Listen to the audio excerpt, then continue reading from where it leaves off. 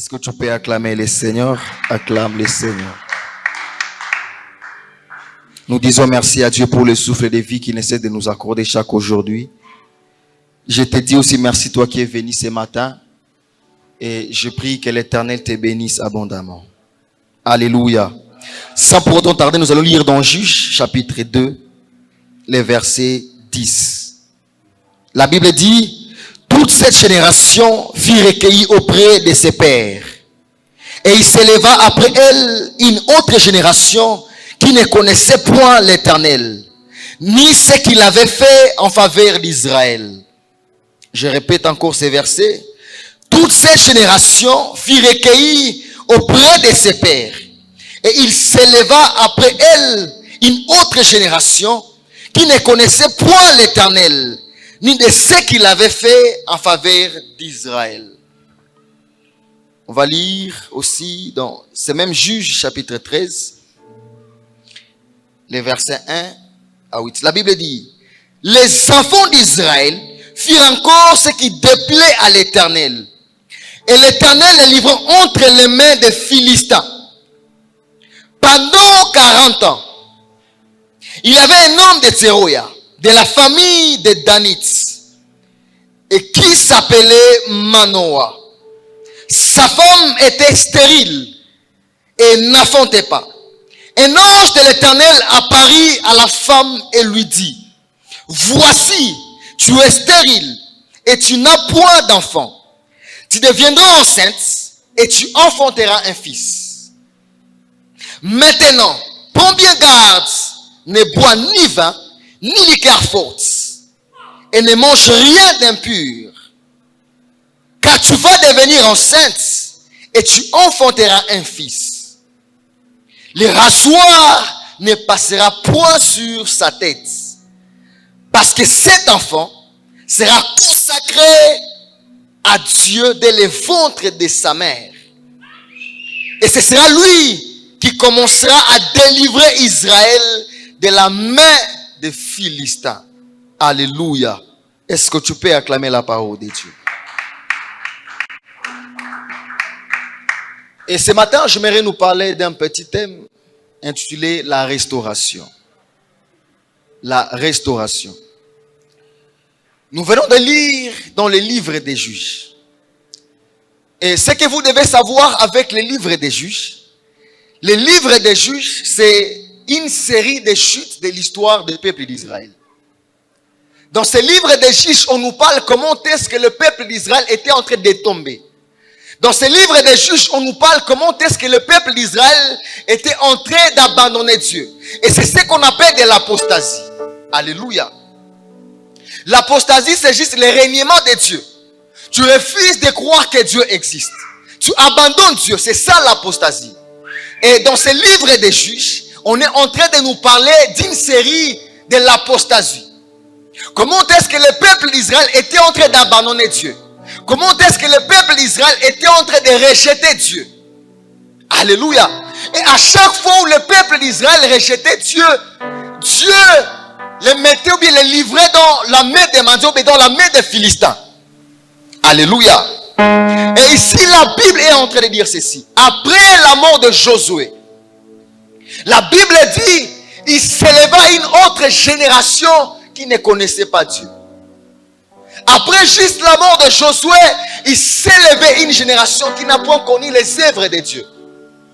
Mais la question que je me pose, pourquoi après la mort de Josué, il s'élève une génération qui ne connaît pas Dieu? Pourquoi après la mort de Josué, il s'élève une génération qui ne connaissait même pas ce que Dieu avait fait avec le peuple d'Israël? Je me pose la question, la faute c'est à Josué ou bien la faute c'est à cette génération? Parce que la Bible dit, après juste la mort de Josué, il s'élevait une autre génération qui n'a point connu Dieu. Je me pose la question, qu'est-ce qui s'était passé? Or, la Bible dit, c'est Josué qui le disait, moi et ma maison, nous servirons l'Éternel. Mais Josué, qu'est-ce qui s'est passé pour qu'il s'élève après toi une génération qui ne connaît pas Dieu? Parce que Josué, tu n'as pas enseigné à cette génération Dieu. Tu n'as pas appris à cette génération comment chercher Dieu. Tu ne dois pas prier à cette génération comment connaître Dieu. Parce qu'il s'est élevé une génération qui ne connaît pas Dieu. Alléluia. Alléluia. Je me pose la question, la faute est à qui? C'est que Josué n'avait pas enseigné à la génération qui va venir.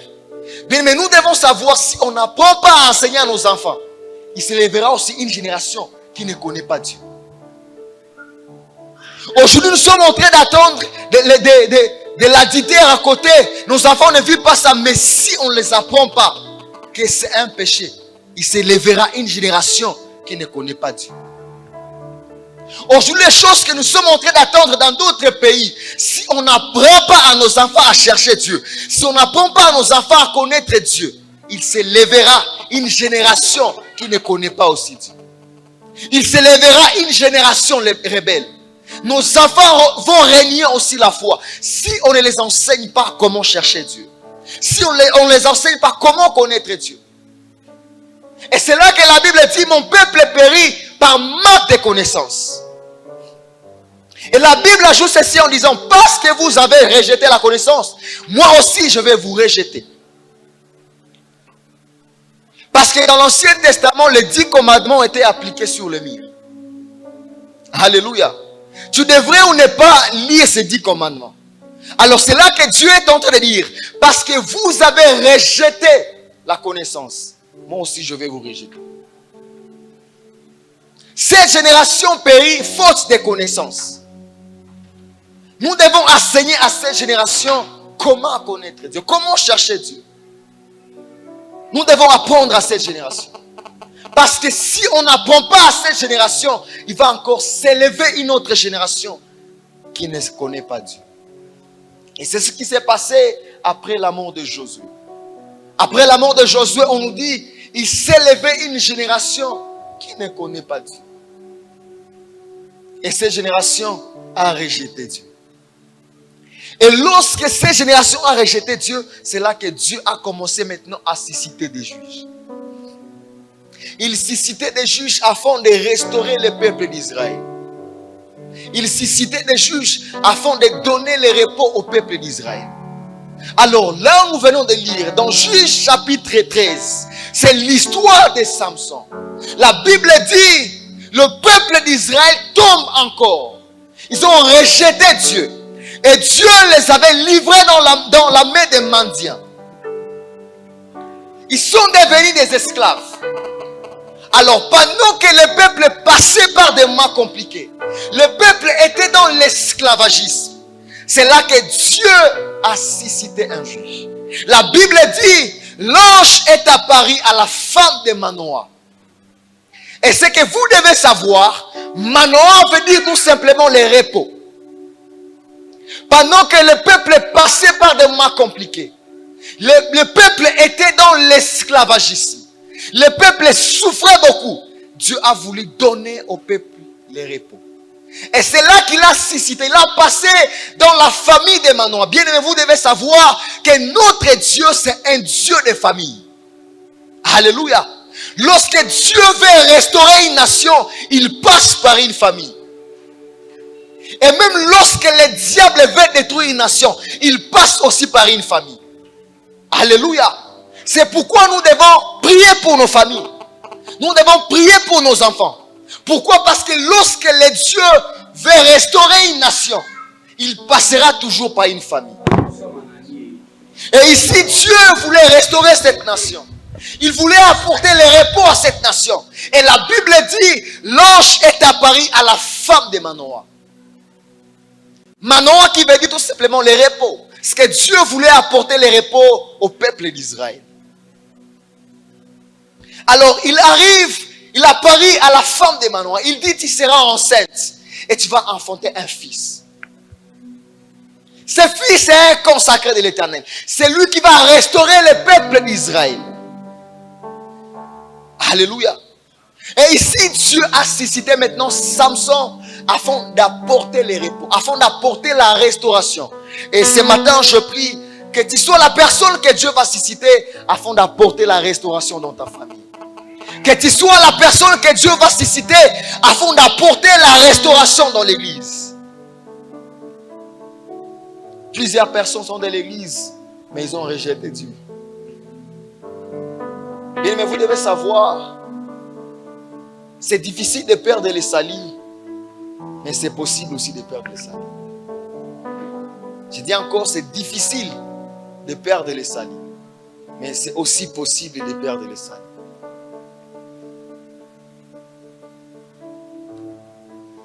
Lorsque tu as reçu Christ bien-aimé, tu dois savoir, au-delà de les recevoir comme sauveur, tu dois aussi les recevoir comme étant ton Seigneur.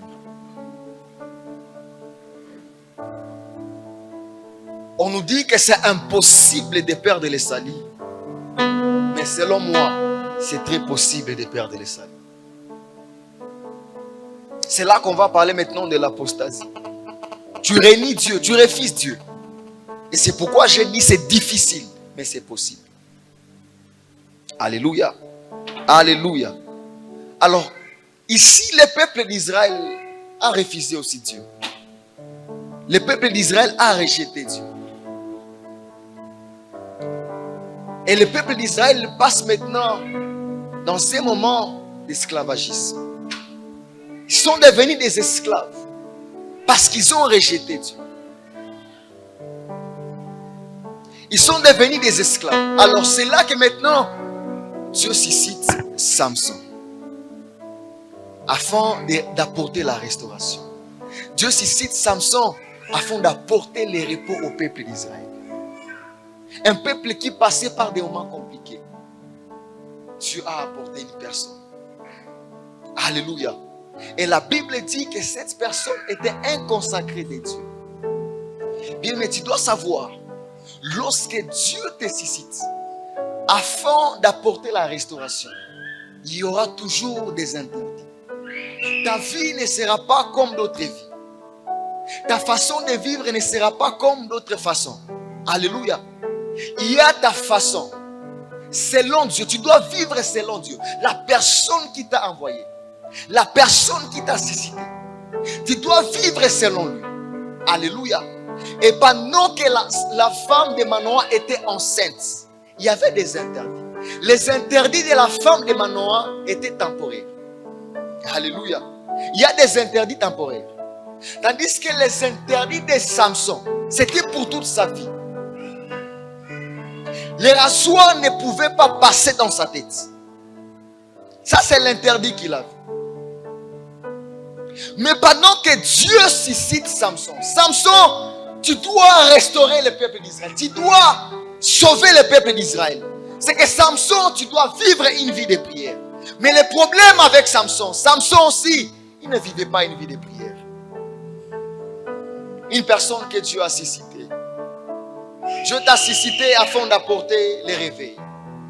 Dieu t'a suscité afin d'apporter les réveils dans ta famille. Mais regarde au moins ta vie. Est-ce qu'au moins tu vis conformément à ton appel? Alléluia. Samson, tu dois apporter les réveils. Mais regarde ce que tu es en train de faire. Samson avait prié que 2 fois dans sa marche. Samson ne vivait pas une vie de prière. Les problèmes de Samson. Samson, tu es fort mais faible encore. Dieu t'a suscité mais tu ne sais pas vivre une vie de prière. Bien, mais tu dois savoir si Dieu t'a suscité afin de faire quelque chose. La première des choses, tu dois vivre une vie de prière. Parce que la prière, c'est la base. C'est la base de tout enfant de Dieu.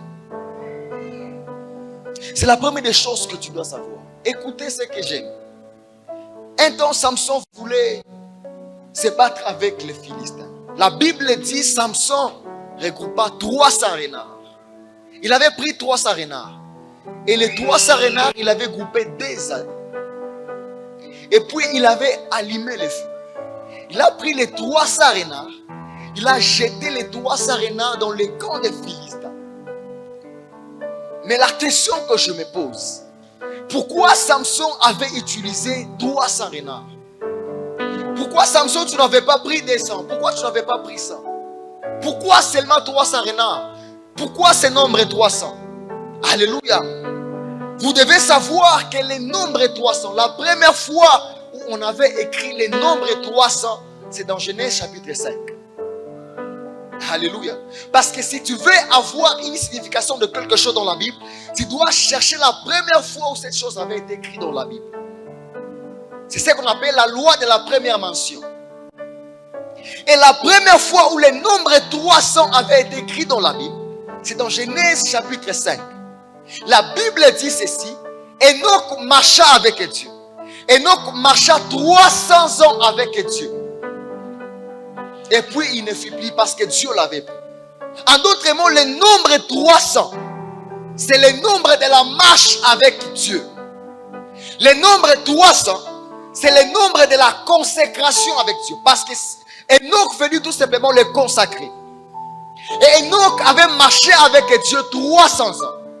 Cela veut dire le nombre 300, c'est un nombre de la marche avec Dieu.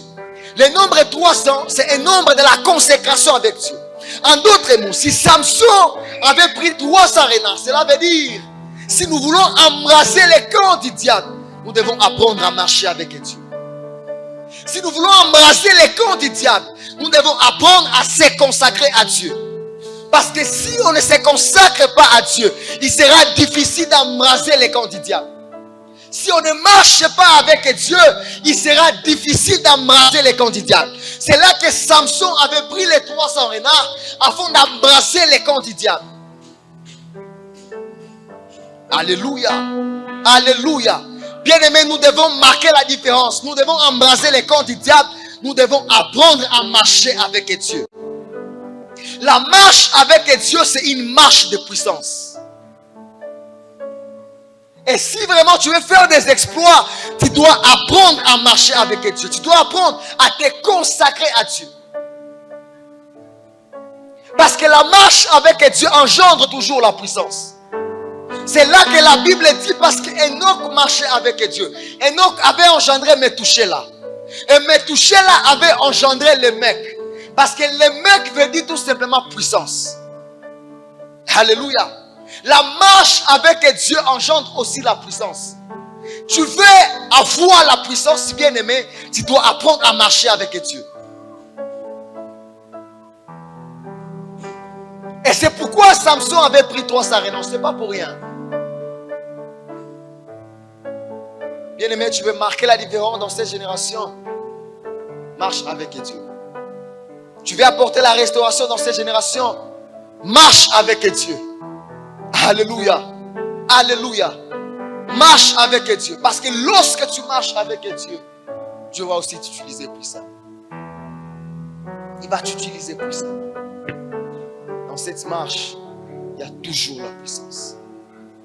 Il est impossible de marcher avec Dieu et ne pas marcher dans la puissance. Pourquoi? Parce que notre Dieu, c'est un Dieu puissant. Je dis encore, c'est impossible de marcher avec Dieu et ne pas marcher dans la puissance. Parce que c'est un Dieu très puissant. Et ce matin, je prie et je déclare que Dieu restaure ta vie. Je prie que Dieu restaure ta vie. Il est peut-être possible que tu étais déjà fatigué. Ce matin, je prie que Dieu restaure ta vie de prière. Ce matin, je prie que Dieu restaure ta vie de sanctification. Que Dieu restaure ta vie de méditation, ta vie de lecture biblique. Il est peut-être possible que tu étais déjà fatigué. Et ce matin, je prie que Dieu restaure ta vie. Dans le nom puissant de Jésus.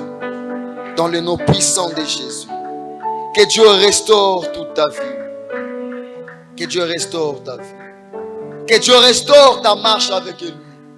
Et qu'il te fortifie davantage.